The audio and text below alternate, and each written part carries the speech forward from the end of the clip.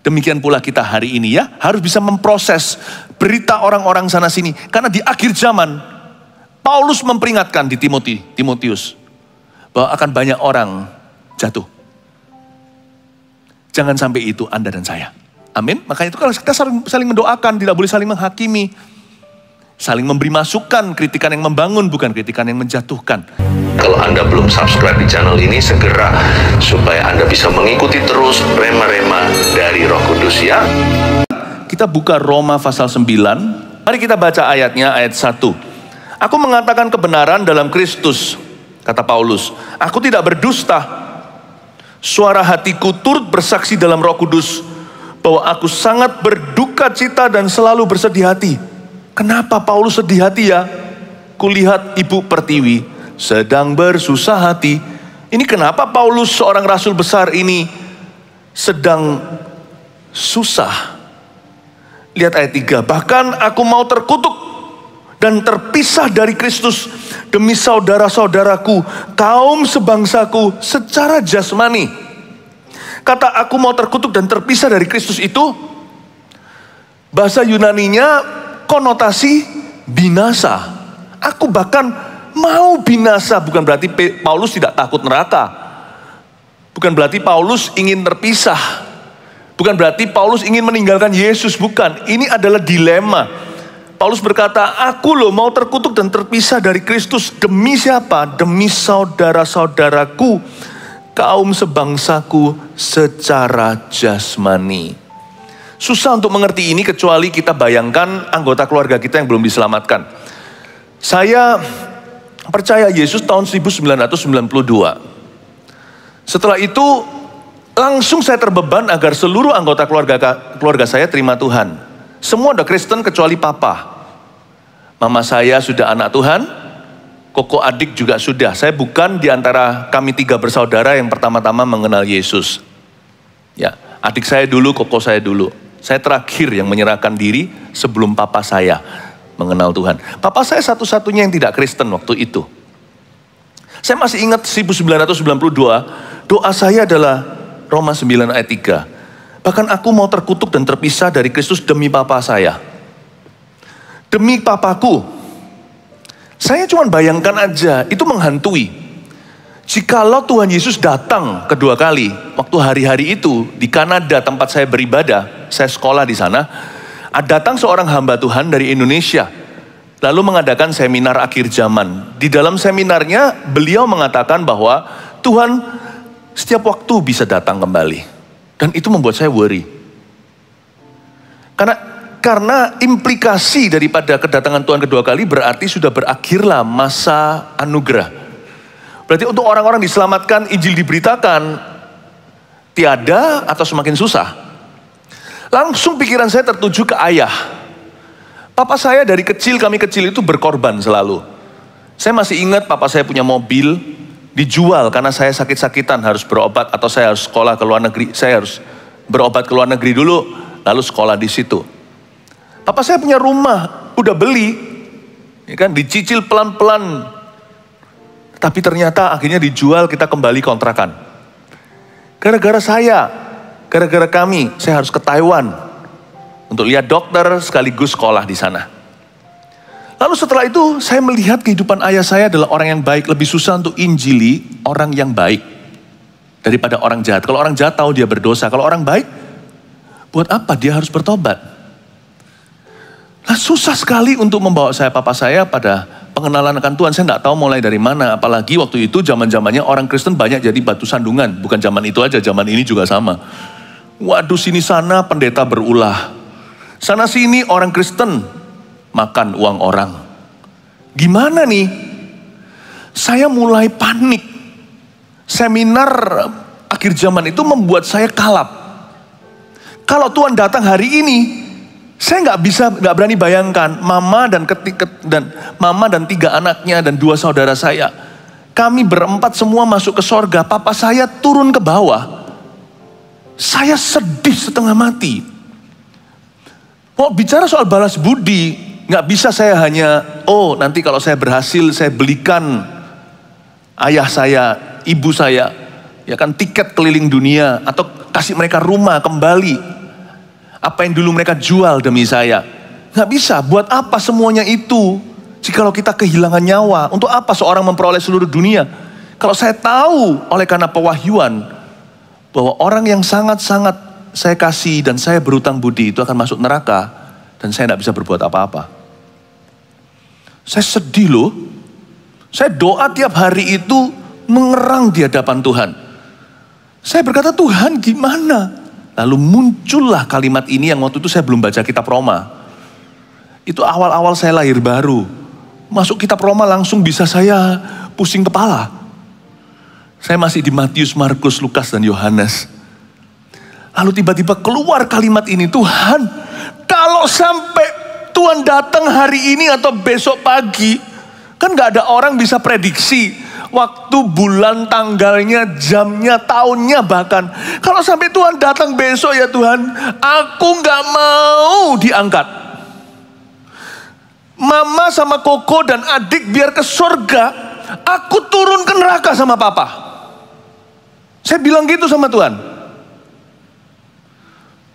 Meskipun saya takut gak keruan, saya tahu neraka itu apa. Karena saya baca Alkitab kan. Lalu saya dengar dari kakak-kakak rohani saya jelaskan bahwa binasa itu nyata. Saya ketakutan, tapi saya nggak bisa tega. Mana bisa saya di sorga dengan pengetahuan bahwa papa saya di bawah sana karena saya lalai tidak berbuat sesuatu akan hal itu. Tuhan sudah mati sih, tapi saya belum hidupi. Tuhan sudah mati supaya kalau orang berdosa bertobat langsung diampuni. Tapi orang berdosa itu belum bisa memperhatikan keselamatan sebelum melihat teladan. Nah saya kalau belum melakukan sesuatu untuk membeli karcis bicara ke dalam kehidupan ayahku, kan ada bagian kelalaian saya di dalamnya. Tuhan, aku gak bisa hidup dengan suatu pikiran bahwa, suatu kesadaran bahwa ayahku di situ sendirian, kami berempat di sini happy ya, happy ye. Saya senang jadi anak Tuhan, siang jadi kenangan, mati jadi kekekalan ya kan. Cintaku semakin mendalam, tapi ayah saya jerit-jerit di bawah. Padahal orang baik. Siapa bilang orang baik bisa diselamatkan? Hanya orang yang dibenarkan. Tuhan, saya berkata sama Tuhan, aku kalau sampai Tuhan datang hari ini, aku gak mau naik ke atas sana, aku mau turun ke bawah sama papaku. Saya baca lagi ya. Bahkan kata Paulus, aku mau terkutuk dan terpisah dari Kristus demi saudara-saudaraku, kaum sebangsaku secara jasmani. Singkat cerita, Roh Kudus ngomong begini sama saya bisa dengarkan suaranya. Gak usah ngomong begitu. Minta saja, cari saja, ketok saja, maka akan diberikan kepadamu. Saya masih ingat waktu saya berdoa, tahun 94 khususnya. Setelah saya menjerit-jerit terus ayat ini, setiap tahun, setiap bulan, setiap hari. Akhirnya Roh Kudus ngomong sama saya, udah jangan berdoa begitu. Jangan ngomong begitu. Yang selamat, ya sudah selamat. Tapi yang selamat bisa minta sama Tuhan. Agar Tuhan membuka hati orang yang paling tidak mengenalnya. Oh, saya dapat sebuah mimpi waktu saya tertidur. Tahun depan, dalam mimpi itu ada yang ngomong begini. Tahun depan, tepat waktu ini. Kira-kira bulan Juni, ayahmu akan terima Yesus.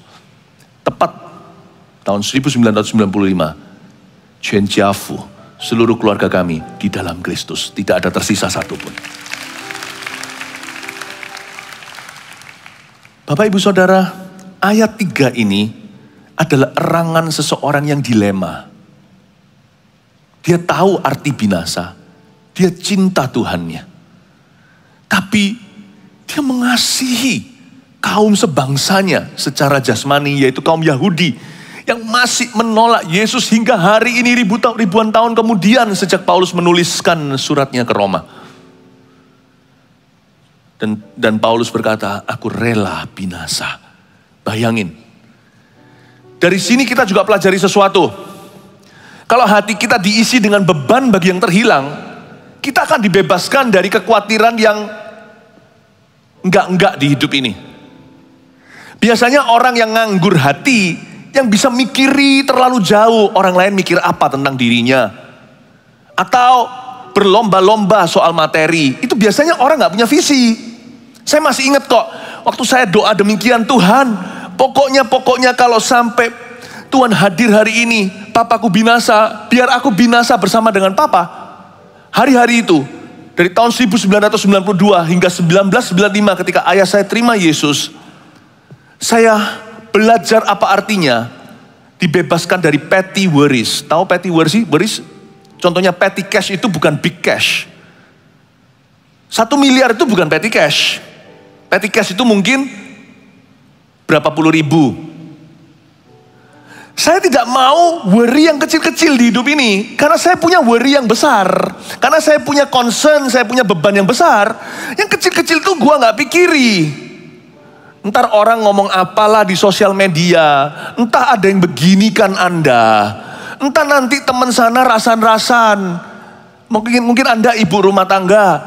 Nanti waktu jemput anak ke sekolah, di sekolah. Lalu ibu-ibu yang lain tuh ngerumpi-ngerumpi. Lalu rasan-rasan penampilan Anda. Pulang Anda menangis seperti ibu pertiwi sedang sedih hati. Jangan seperti ini. Kalau Anda seperti Paulus punya beban bagi bangsa Yahudi. Hari ini seperti tahun 92 saya punya beban bagi ayah.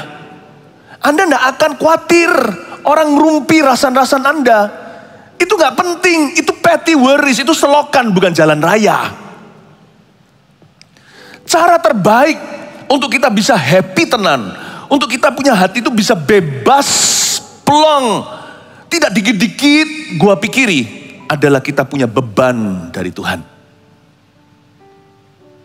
Kita punya hati untuk orang lain. Ketika kita melayani, mengasihi, fokus kita bukan pada diri sendiri. Dan nanti ya, kita akan bebas dari satu momok atau virus namanya worry. Orang berkata begini, Pastor Philip, gimana caranya saya hidup tanpa khawatir ya? Gak bisa. Kecuali Anda gantikan tempat khawatir itu dengan sesuatu yang ilahi. Maka Anda gak punya kapasitas untuk khawatir lagi.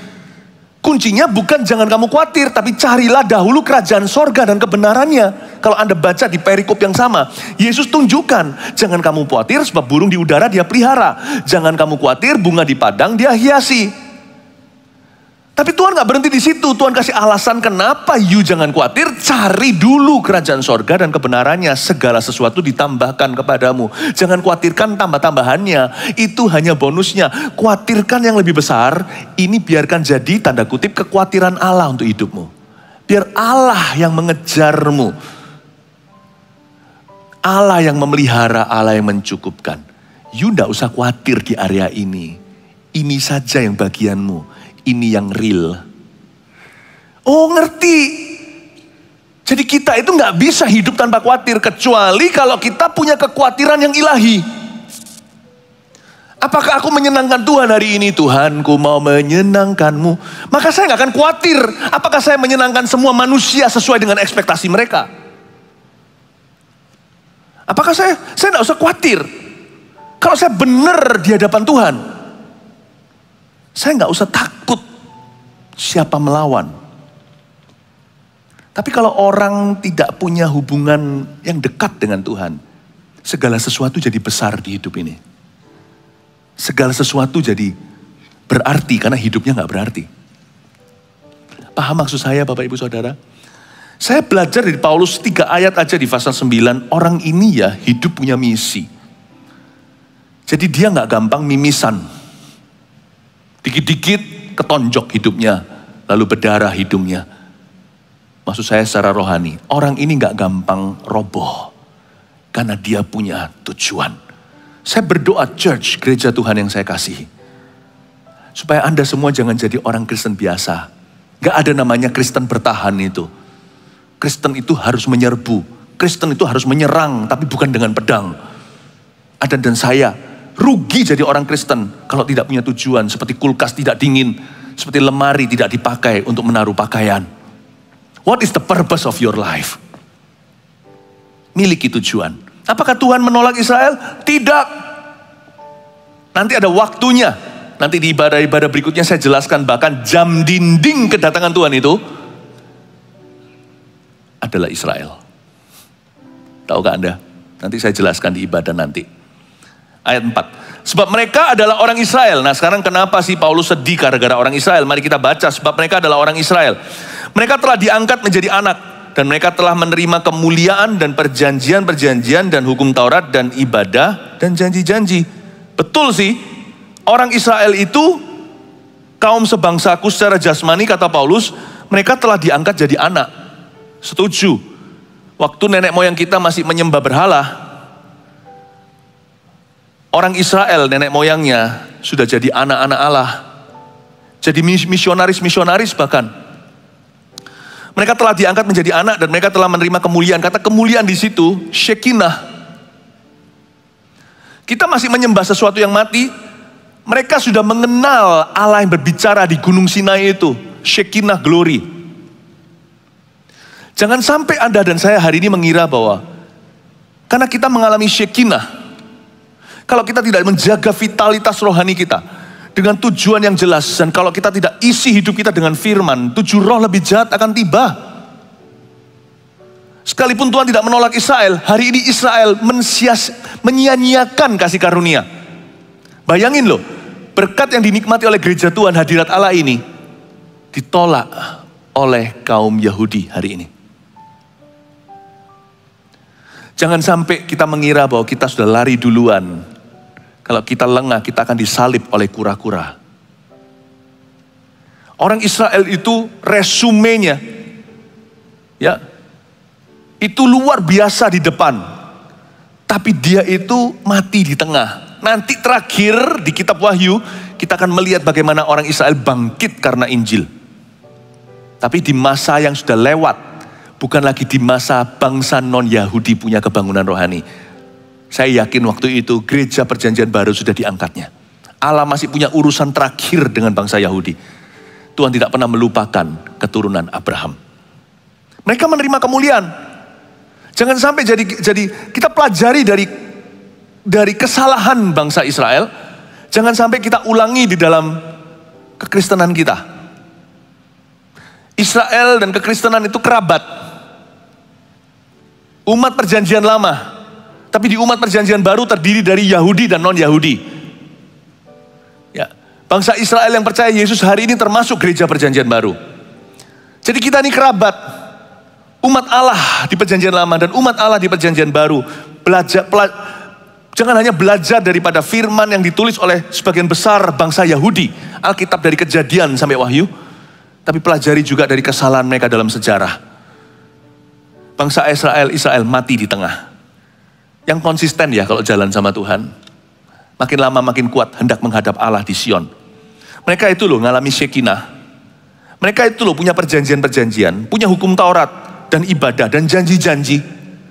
Yang nulis Kejadian sampai Wahyu itu hampir semua bangsa Yahudi. Kecuali mungkin adalah Injil Lukas dan Kisah Para Rasul yang ditulis oleh seorang dokter. Mungkin bukan Jewish. Tapi sisanya semuanya adalah Jews. Mereka punya Alkitab, tapi Alkitab ini sekarang gak laku di Israel. Di Indonesia seperti kacang goreng. Di negara-negara yang dianiaya kekristenan, ini anak-anak Tuhan, orang Kristen rela mati loh untuk mempertahankannya. Seperti menjaga bayi Musa dalam bahaya si Firaun sedang membunuh semua bayi di negara itu. Coba bayangkan. Sedih ya, mengenaskan ya. Tapi begitu pun Allah tidak menolak Israel loh. Dengan kata lain, ini bukan perintah. Tapi ini statement pernyataan. Silahkan murtad sebisa-bisanya. Allah tidak akan meninggalkanmu, tetap akan mengejarmu. Sampai ranjang kematianmu. Tapi sia-sialah hidupmu. Kalau murtad seumur hidup, lalu mati baru masuk surga. Sayang sekali semua kasih karunia yang bocor dalam hidup Anda karena tidak mau jalan dalam ketaatan. Tapi saya punya keyakinan hari ini. Siapapun yang mundur dari Tuhan, Roh Kudus akan mengejarnya. Kemanakah aku dapat pergi menjauhi rohmu Tuhan? Kita punya Allah yang Paulus katakan begini. Dia Allah yang setia bahkan ketika kita tidak setia. Tapi kalau kita rela menderita bersama dengan dia, kita akan memerintah bersama dengan dia. Luar biasa ya kita punya Tuhan seperti ini. Makanya saya tidak khawatir kalau anak-anak saya meninggalkan Yesus. Saya harap jangan. Saya mati-matian akan menghalangi itu terjadi. Saya nggak khawatir kalau jemaat ada yang meninggalkan jalan Tuhan. Tapi saya akan lakukan apa yang kami bisa untuk menghalangi Anda. Tapi kalau ada orang yang hari ini sudah meninggalkan jalan Tuhan, saya tahu Allah yang pernah didengarkan berita tentang Tuhan, Injil yang pernah didengarkan oleh telinganya itu tidak pernah berubah. Allah itu setia. Jadi jangan takut-takutan, nanti Tuhan akan tinggalkan saya ya. Dikit-dikit Tuhan Yesus sudah tidak meninggalkan aku. Aduh, omongan nonsens dari mana itu? Pastor Philip, apakah saya itu masih diterima sama Tuhan ya? Come on lah, lihatlah Israel. Kapan terakhir nonton berita? Itu gak ditinggalkan. Gak sampai giliran Anda antriannya untuk meninggalkanmu. Kalau sampai Tuhan tinggalkan itu, nah mulailah worry. Kalau sampai Hitler berhasil memunahkan semua Yahudi sekalipun berapa juta itu Holocaust. Malah justru Israel setelah tahun 45, Perang Dunia Kedua, dia menjadi negara tahun 1948. Itu kalau Hitler tahu, dia bangkit jadi zombie, bunuh diri lagi dia. Mau dihabisi kok jadi negara malahan. Bukan berarti Israel selalu benar dalam segala tindakan-tindakan kekerasannya dan sebagainya. Enggak. Gereja tidak selalu setuju dengan perbuatan Israel hari ini. Malah gereja mendoakan, tapi jangan hakimi. Sesama umat Allah, kita harus doakan mereka. Bukan berarti bangsa Israel kalau mati di luar Yesus, mereka pasti masuk surga karena mereka bangsa pilihan. Salah, kalau individu lepas individu. Ada orang Yahudi hari ini mati, di Israel atau di manapun pelosok bumi. Kalau dia nggak percaya Yesus, dia tetap binasa. Tapi Israel secara negara mengalami kematian roh yang luar biasa. Kalah sama Indonesia, kalah sama Asia, kalah sama Taiwan. Kebangunan rohani itu tidak terjadi di Israel. Tidak dalam skala besar, cuman dalam skala sisa-sisa. Tuhan tinggalkan yang tersisa-sisa. Seperti di Sodom dan Gomora, Tuhan tinggalkan Lot dan anak-anaknya. Pahami Bapak Ibu Saudara, jangan sampai Anda merasa Tuhan dikit-dikit Tuhan meninggalkan Anda. Nggak sampai gilirannya, kita nggak boleh GR yang gituan. Nggak sampai antrianmu, Anda masih antri jauh. Sampai ke situ. Tolong lihat berita, nggak usah baca Alkitab. Maksudnya jangan baca Alkitab dulu. Lihat berita, lalu buka Alkitabmu. Lihat di Roma 9 ini. Allah tidak meninggalkan Israel, tidak menolaknya. Kapan Allah akan meninggalkan dan menolak Anda? Silakan sana kalau mau murtad semurtad-murtadnya. Tapi jangan ya. Karena itu akan membuat hidupmu sia-sia. Ngapain sih Tuhan udah beli? Udah beli kok nggak dipakai? Pernah nggak ada orang di sini beli mobil nggak pernah dipakai sampai jadi rongsoan? Itulah orang yang sudah diselamatkan, lalu habis itu nggak mau hidup dalam ketaatan. Ngapain? Tapi ingat ya, engkau punya Allah, aku punya Allah yang tidak akan pernah meninggalkan dan menolak kita. Saya itu bukan, imanku nggak buta, iman saya mendengar. Tapi saya bisa compare. Saya lihat Israel dan saya berkata, ajaiblah Tuhan. Ribuan tahun ditolak loh Tuhan itu. Tuhan Yesus. Ribuan tahun sebelum Tuhan Yesus, Allah ditolak lagi dan lagi. Anda baca kitab Hakim-Hakim, mereka menolak lagi. Lalu habis itu tobat lagi, nolak lagi, tobat lagi. Kok masih mau ya sama bangsa itu tegar tengkuk lagi? Kalau saya jadi Tuhan sudah saya hapuskan. Kok masih mau ya? Tuhan mau hapuskan bangsa Israel aja, bangkitkan Musa yang bisa ngomong sama Tuhan, please jangan hapuskan. Kira-kira Musa kah pahlawannya? Bukan, Tuhanlah yang angkat Musa untuk mengingatkan, tidak menghapuskan bangsa Israel sejahat apapun mereka. It's God all the way, it's not Moses, bukan Musa. Tuhan saking cintanya sama Anda, bangkitkan gereja yang akan menjaga Anda. Wow, bayangin loh, coba. Gereja ini berdiri karena you. Saya dikasih ilham-ilham seperti ini karena Anda, bukan karena saya itu hebat. Demi menjaga Anda. Hebatnya Tuhan itu loh. Aduh, saya nggak tahu kenapa dia cinta kita kayak begini. Ayat 5, mereka adalah keturunan bapak-bapak leluhur yang menurunkan Mesias dalam keadaannya sebagai manusia. Betul sih, Yesus kan ras Yahudi. Kan Yesus bukan Hokian. Tuhan Yesus kan bukan ras Batak, Horas. Yahudi dipilih melalui ras itu. Menurunkan Mesias dalam keadaannya sebagai manusia yang ada di atas segala sesuatu. Ia adalah Allah yang harus dipuji sampai selama-lamanya. Amin. Luar biasa ya, ayat 6. Akan tetapi firman Allah tidak mungkin gagal. Sebab tidak semua orang yang berasal dari Israel adalah orang Israel. Itu yang saya maksudkan. kalau ada bangsa Yahudi, seorang individu, lalu dia mati di luar Kristus, dia menolak Yesus, ya dia akan mati binasa. Sebab bukan semua orang yang berasal dari Israel adalah orang Israel. Dan juga tidak semua yang terhitung keturunan Abraham adalah anak Abraham. Tetapi yang berasal dari Ishak yang akan disebut keturunanmu. Ayat 7 itu bagus ya. Yang berasal dari Ishak yang akan disebut keturunanmu. Tuhan tidak berkata keturunan-keturunanmu, tapi keturunan Ishak. Singular, tunggal, bukan majemuk. Itu merujuk, menunjuk, itu mengacu kepada Yesus Kristus, Sang Juru Selamat. Yang berasal dari Ishak yang akan disebut keturunanmu. Israel sejati pasti menerima Yesus. Bukan berarti orang itu ras Yahudi otomatis masuk ke sorga. Waktu saya ngomong seperti ini, waktu saya pernah sekali khotbah di Yerusalem, ngomong ini. Padahal saya dengan sopan. Kenapa dengan sopan? Jangan sampai kita berbicara kurang ajar terhadap orang-orang pilihan Allah. Daud aja tidak berani menancapkan pisau sama Saul yang jelas-jelas salah. Sama Israel itu ya, hubungan Israel dengan gereja Tuhan hari ini, gereja perjanjian baru itu, seperti ini. Kita itu seperti melihat seorang hamba Tuhan yang jatuh. Respon kita itu menentukan. Jangan kita hakimi, supaya jangan kita juga jatuh. Kita doakan, lalu kita pelajari secara bertanggung jawab, dengan lingkungan dalam lingkup yang dapat dipertanggungjawabkan pula. Seperti gereja gini kan pengajaran bukan rasan-rasan. Karena ini kan dalam ayat firman Tuhan, makanya saya berhak untuk mengajarkan. Lalu kita akan pelajari mengapa mereka jatuh. Bahkan di kitab Ibrani pun dituliskan mereka jatuh karena ketidakpercayaan, ketidaktaatan. Dan kita bisa pelajari. Kita otopsi lah ceritanya.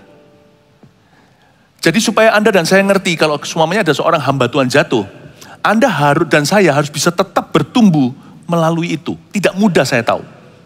Apalagi seseorang yang kita respect. Israel itu kakak sesepuh. Itu seperti seorang hamba Tuhan yang Anda kagumi, itu jatuh dalam amoralitas. Atau jatuh di dalam skandal. Jatuh dalam dosa. Wah, itu susah. Saya sebagai seorang pendeta yang masih muda, saya melihat itu kerap kali dalam kehidupan saya sejak saya sekolah Alkitab, sejak saya bertobat. Sejak menjadi mahasiswa seminari, saya dengar ini itu, bahkan ada seorang hamba Tuhan yang datang waktu itu dari Amerika, waktu itu saya di Kanada. Itu di sebuah theme park ya, bukan Disneyland nggak ada di Kanada, tapi di apa itu theme park itu bahasa Indonesianya ya, taman bermain gitulah ya, ada roller coasternya semuanya. Itu datang itu penuh, nggak pernah di Vancouver ada KKR seperti itu. Saya masih baru aja lahir baru. Hamba Tuhan itu luar biasa, banyak pertobatan, banyak jiwa yang diselamatkan. Banyak sekali orang-orang bahkan disembuhkan. Gak ada yang gituan di tempat di mana saya sekolah dulu, tempat tinggal saya. Tahun depannya saya dengar kabar, dia jatuh dalam sebuah skandal yang memalukan. How do you move on? Gimana kita bisa move on? Kayak begitu. Pelajari, kejatuhan itu tidak pernah terjadi semalam. Ada sebuah keputusan hati. Ada sebuah erosi. Seperti Israel kita bisa pelajari. Dari kitab Kejadian, terus bilangan dan sebagainya, kitab Raja-Raja, Tawarik. Nyok, coba lihat satu persatu situ. Sampai nanti di Amos, Hosea, semua. Yang cerita Yunus lah semuanya. Kita bisa pelajari. Untuk kita compare, bandingkan dengan kekristenan kita hari ini. Jangan kita bersedih hati selamanya, apalagi kita sendiri meninggalkan Tuhan gara-gara ada orang lain meninggalkan Tuhan. Orang lain meninggalkan Tuhan kan urusan dia. Kita tidak boleh meninggalkan Tuhan. Masuk dalam kerajaan sorga juga beda-beda waktunya. Sana terima Tuhan kapan, sini terima Tuhan kapan. Wow.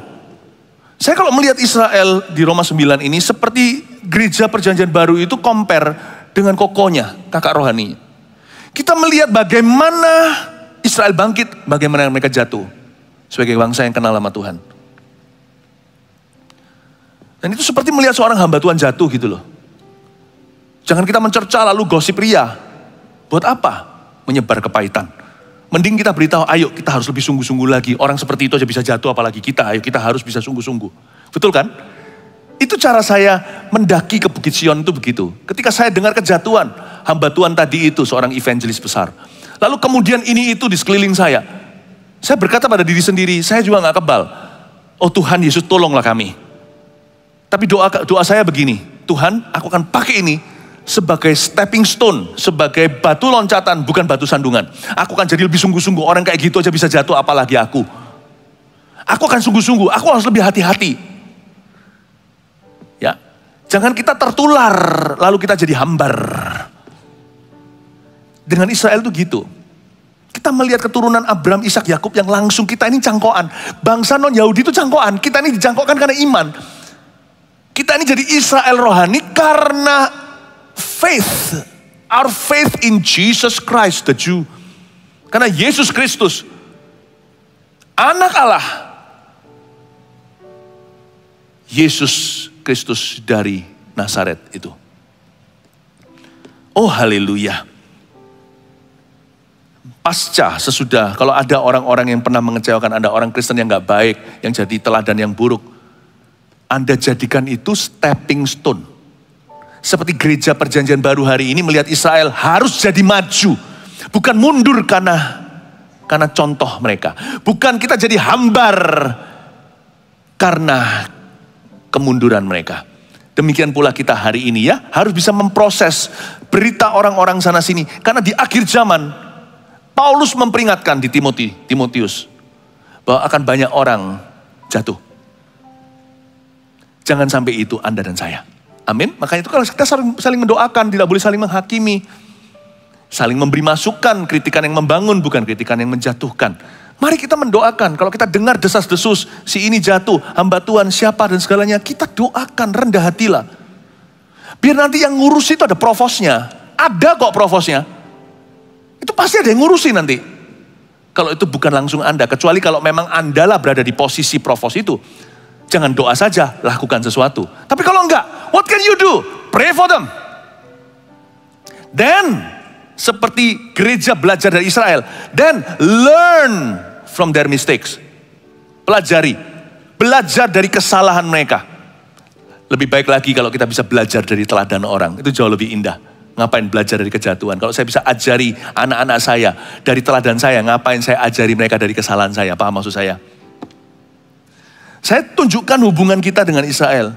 Mulai hari ini Anda tidak akan baca berita dengan cara yang sama. Saya pernah khotbahkan begini di Yerusalem dulu bahwa bangsa Israel, yang Israel sejati itu yang percaya Yesus. Waduh, waktu itu orang-orang Yahudi yang mendengarkan saya. Ya saya merasa blessed, betul-betul merasa terberkati. Bisa jadi orang Asia, orang Indonesia yang bicara kepada beberapa orang Yahudi. Diberikan sebuah kepercayaan demikian itu menggentarkan. Karena saya tahu nenek moyang mereka sudah misionaris, nenek moyangku masih menyembah berhala. Tapi saya bisa bicara sama mereka, saya ngomong sama mereka. Yang disebut keturunan Abraham itu, keturunan itu singular, itu tunggal, bukan majemuk. Ishak punya keturunan, the seed, atau sang benih, itu Kristus. Jadi hari ini kalau bangsa Yahudi, sekalipun dia mati, sebagai orang Yahudi, kalau dia tidak percaya Yesus, dia binasa. Dan itu membuat banyak orang di antara mereka yang mendengarkan saya, terpisah jadi dua kemah. Ada yang berkata, that's true pastor. Ada yang berkata, you have insulted me, you have insulted us. Wow. Tapi hari ini saya mau memberitahu kepada Anda, Tuhan bisa membangkitkan anak Abraham dari batu-batu itu. Ketika mereka semuanya, para Farisi berkata, hentikan anak-anak ini, bersorak-sorai dengan daun palemnya, hosana, hosana. Diberkati yang datang dalam nama Tuhan. Yesus berkata sama mereka, kalau mereka berhenti, Tuhan bisa menjadikan anak Abraham dari batu. Anak Abraham itu bukan keturunan Yahudi. Yahudi atau Yunani. Yahudi atau bukan Yahudi. Orang yang percaya kepada the seed, kepada benih, yaitu Yesus Kristus. That is true Israel. Itulah Israel sejati. Jadi dari sini kita tahu bahwa kita disamakan dengan Israel dalam status kita di hadapan Allah. Gara-gara Kristus di hidup kita. Tahukah Anda adalah bangsa pilihan, imamat rajani, umat pilihan Allah yang percaya? Kasih tepuk tangan untuk Tuhan. Berarti semua privileges, semua keistimewaan Israel, berarti semua benefit Israel. Kalau Anda baca di Alkitab maupun Anda lihat di berita, melihat penyertaan-penyertaan Allah, dibom dengan rudal, oleh Hamas, tidak bisa masuk ke sana. Anda tidak usah ketakut dengan yang di atas gemerincingan, cing, seperti dihujani paku, aku disantet orang. Israel disantet bom, rudal, tetap eksis. Dibanding dengan semua raksasa di sebelahnya. Tanah perjanjian itu seperti upil di tengah-tengah. Jelek sekali ilustrasinya. Nggak bisa dipetes, tahu nggak? Orang Kristen harus bisa merasa Israel sejati. Kalau mereka nggak bisa dipites, koko-koko rohaniku itu. Zaman dulu, sekarang mereka bukan kakak rohani. Mereka sebagai contoh bagi kami. Aku nggak akan bisa dijatuhkan. Tokoku kecil mungkin diapit raksasa-raksasa. Mereka pakai jimat, pakai berhala. Aku cuman pakai Allahnya Israel. Bukan pakai, aku hanya punya Tuhannya. Tuhannya gereja, Allahnya Israel. Oh, gak mungkin aku bisa dipites dengan mudah. Tapi yang kecil justru akan menang. Karena Tuhan beserta. Kasih tepuk tangan bagi Tuhan. Now I'm teaching you how to interpret. Bagaimana Anda bisa menerjemahkan zaman. Ini yang disebut makanan keras. Makanan keras itu bukan marah-marah. Tapi teaching the teachers.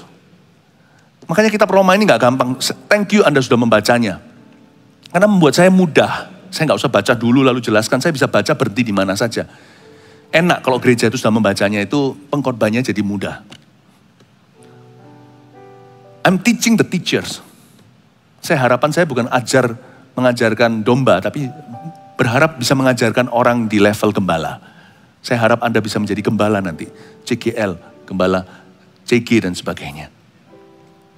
Ya, Anda diberkati Tuhan, amin. Ayat 8, artinya bukanlah anak-anak menurut daging adalah anak-anak Allah. Tapi anak-anak perjanjian yang disebut keturunan yang benar, the seed atau sang benih. Sebab firman ini mengandung janji pada waktu seperti inilah. Aku akan datang dan Sarah akan mempunyai seorang anak laki-laki. Kita tahu cerita Abraham ya, cikal bakal Israel. Tetapi bukan hanya itu saja, lebih terang lagi ialah Ribka yang mengandung dari satu orang, yaitu dari Ishak, bapak leluhur kita. Sebab waktu anak-anak itu belum dilahirkan dan belum melakukan yang baik atau yang jahat, supaya rencana Allah tentang pemilihannya diteguhkan, bukan berdasarkan perbuatan, tetapi berdasarkan panggilannya, dikatakan kepada Ribka. Nah ini cerita Abraham, Ishak, Yakub ya, ini turun-temurun. Kata Israel itu sendiri kan adalah namanya Yakub. Abraham, Ishak, Yakub kan keturunan ketiga. Cucu Abraham. Coba sekarang ditunjukkan silsilahnya. Kronologi atau kaleidoskopnya. Lalu ini ceritanya. Ketika Ribka mengandung. Ada dua anak di dalamnya. Esau dan Yakub. Anak yang tua akan menjadi hamba anak yang muda. Ayat 12. Seperti ada tertulis. Aku mengasihi Yakub. Tapi membenci Esau. Anda harus tahu ya. Kata Yakub itu artinya deceiver. Penipu. Gak enak sih kata Yakub. Yakub itu artinya penipu. Kok dipilih ya? Kok bukan Esau si merah, minimal kan netral arti namanya. Dia itu berbulu. Ya, kalau Yakub itu lebih mulus, Esau itu lebih banyak rambutnya. Kata Esau itu artinya merah. Jika demikian, apakah yang hendak kita katakan? Apakah Allah tidak adil? Ayat 14, mustahil. Sebab ia berfirman kepada Musa, aku akan menaruh belas kasihan kepada siapa aku mau menaruh belas kasihan. Dan aku akan bermurah hati kepada siapa aku mau bermurah hati. Jadi hal itu enggak tergantung pada kehendak orang atau usaha orang. Tetapi kepada kemurahan Allah. Sebentar, saya jelaskan. Kok enggak fair ya? Yakub itu dilahirkan dari sejak di kandungan Tuhan sudah bilang. Sebelum bayi-bayi itu, dua bayi kembar. Sebelum mereka bisa berbuat yang baik maupun yang buruk. Sebelum bisa memutuskan. Tuhan sudah menunjukkan pilihannya. Ayat 13 berkata, aku mengasihi Yakub tapi membenci Esau. Nah disinilah kita nggak bisa mengerti mengapa Tuhan pilih sang penipu itu. Ibadah berikutnya saya akan ngomong soal takdir Allah dan pilihan kita. Fine line-nya di mana? Kita nggak bisa ngerti kenapa kok jatuh pilihan ke Yakub. Padahal Yakub belum bisa berbuat sesuatu yang membanggakan. Esau juga belum pernah berbuat sesuatu yang mencelakakan. Apakah Tuhan itu memilih dengan tidak fair atau tidak adil? Tetapi begini ya, Yang disebut aku membenci Esau itu bukan Tuhan kepahitan. Kata membenci di sini artinya dibandingkan dengan apa yang Tuhan kasih ke Yakub, perbandingannya itu seperti benci dan cinta. Karena Allah kita itu kasih, dia nggak mungkin membenci. Kata benci di sini tricky. Aku membenci Esau. Jangan pernah ada orang berkata seperti ini. Oh, Tuhan lebih cinta Koko, Tuhan benci saya. Hati-hati tuduh Tuhan apa-apa. Karena benci itu nggak berlaku bagi Tuhan kita. Tapi iya, kadang-kadang Anda melihat orang lain seolah-olah lebih hoki di area tertentu. Tapi ingat ya, Allah kita tetap adil loh. Gak semuanya itu takdir, ada pilihan kita. Tapi ada hal-hal tertentu yang kita sudah memilih begitu. Tetap kita lihat orang lain diberkati lebih, jangan iri. Karena Alkitab mengatakan dengan jelas bahwa aku akan menaruh belas kasihan di ayat 14. Kepada siapa aku menaruh belas kasihan? Kamu jangan iri sama berkat orang lain. Dan aku bermurah hati kepada siapa aku mau bermurah hati. Ada orang tertentu belajar mati-matian dapat 8. Tapi ada orang tertentu ogah-ogahan belajar cuma lihat gitu aja lalu mainan, summa cum laude. Ada orang tertentu dikasih Tuhan jenius di pikiran. Jangan iri, nanti frustrasi lama-lama jadi 7, jadi 6, jadi fail nanti. Karena lihat orang lain terus, kita jadi frustrasi. Ada orang yang kerja giat, pas-pasan. Ada orang loh, tiba-tiba rame, dapat keberuntungan, pandemi, bahan itu naik. Hoki tenan. Sebelahku itu loh, bahkan bukan orang Kristen, diberkati luar biasa. Siapa bilang Tuhan hanya memberkati orang Kristen? Tuhan tuh gak utang sama siapa-siapa. Tuhan kasih hujan itu loh, kalau kita hari-hari ini lagi ada hujan, masa yang nanti basah jemurannya itu hanya jemurannya orang Kristen? Tuhan turunkan hujan untuk semua. Jangan iri sama berkat orang. Tuhan tuh punya berkat sendiri-sendiri, tapi nikmati berkatmu dan katakan thank you. Nanti kan ditambahkan. Jadi hate di sini, kata hate itu harus hati-hati. Seperti ada tertulis, aku mengasihi Yakub tapi membenci Esau. Bukan berarti Tuhan benci atau kepahitan.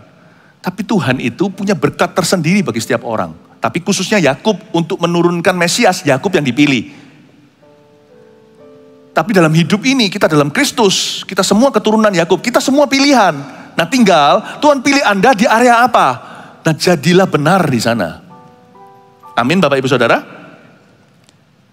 Nah ada orang ngomong begini, aku punya masalah nih pastor. Kenapa?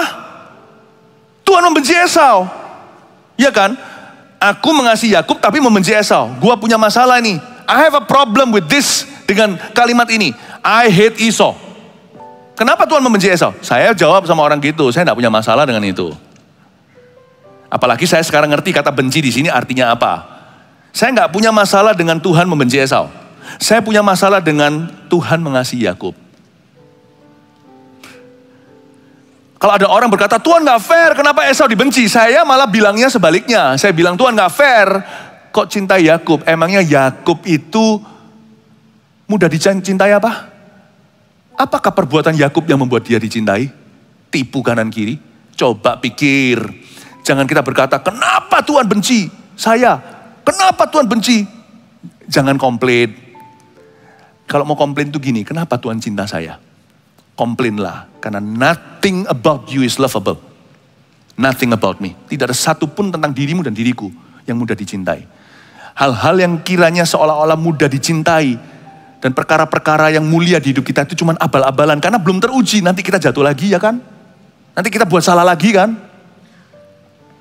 Sebenarnya kalau mau komplain tuh komplainlah. Why do you love Jacob?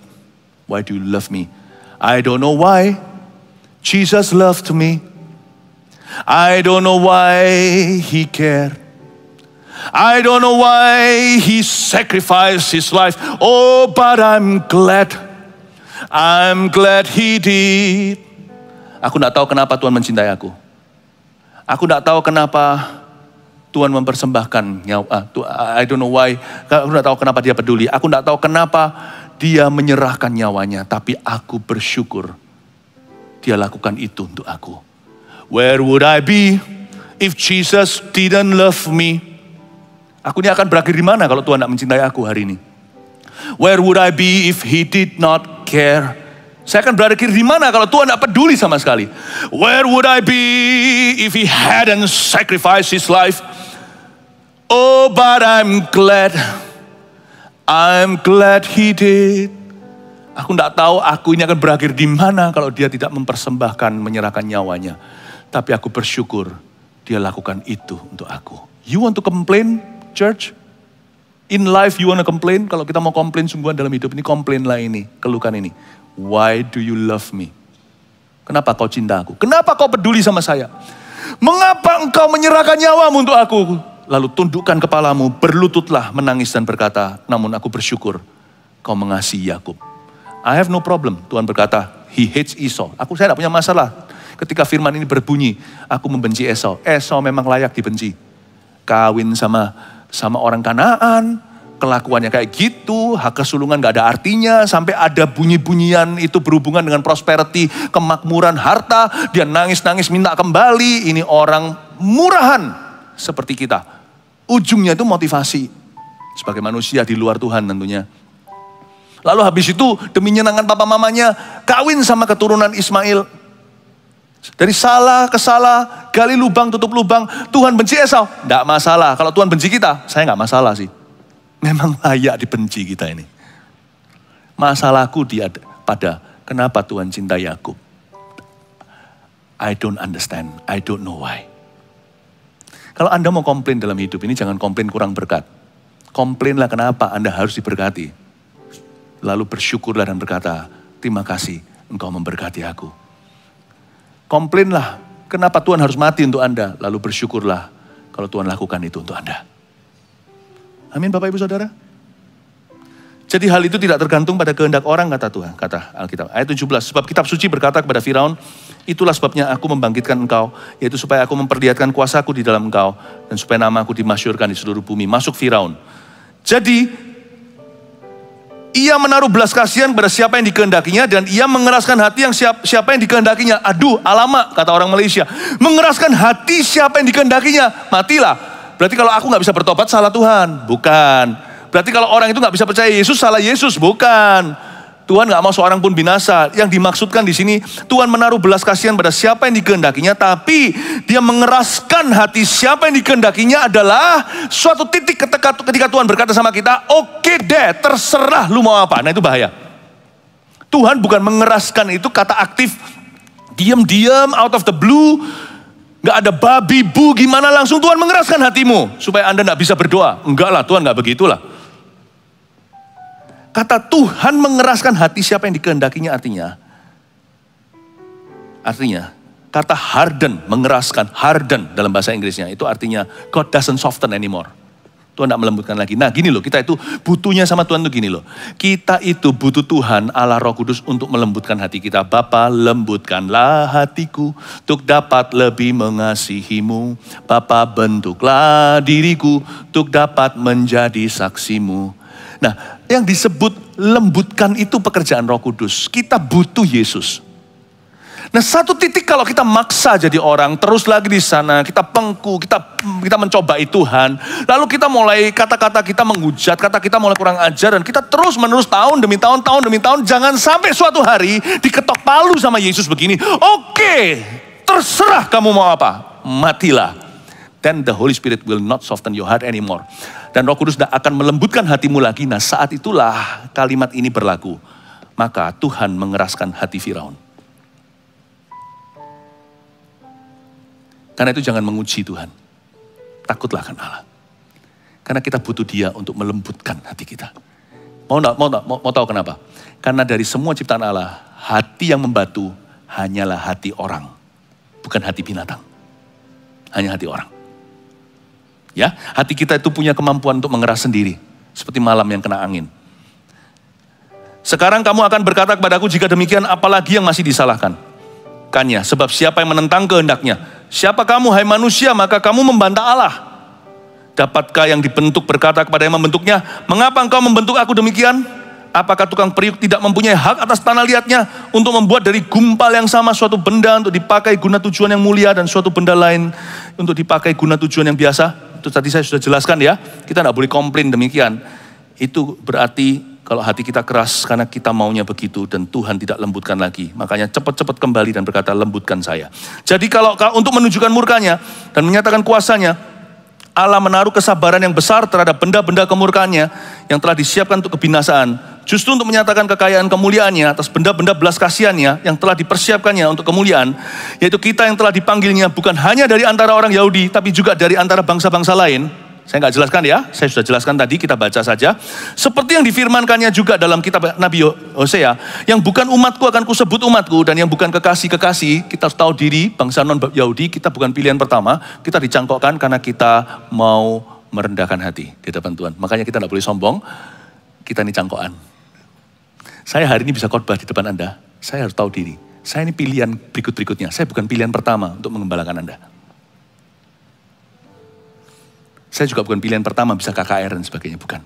There must be some people who reject the call. Ada orang-orang tertentu yang menolak panggilannya. Jadi kita harus tahu diri, mawas diri ya. Karena kita yang bukan kekasih hari ini menjadi kekasih. Dan di tempat di mana akan dikatakan kepada mereka, kamu ini bukanlah umatku, di sana akan dikatakan kepada mereka, anak-anak Allah yang hidup. Dan Yesaya berseru tentang Israel, sekalipun jumlah anak Israel seperti pasir di laut, namun hanya sisanya akan diselamatkan. Sebab apa yang telah difirmankannya akan dilakukan Tuhan di atas bumi, sempurna dan segera, dan seperti yang dikatakan Yesaya sebelumnya. Nah, kita harus tahu diri karena kita ini yang disisakan sama Tuhan. Meskipun sisanya itu banyak, tapi hari ini kalau kita memungkiri panggilan kita, percaya enggak, kursi itu sudah berebut ribuan untuk duduk di situ. You leave that seat, yang antri banyak dalam kerajaan sorga. You leave that post, yang pegang kamera itu ada jutaan yang menunggu di situ.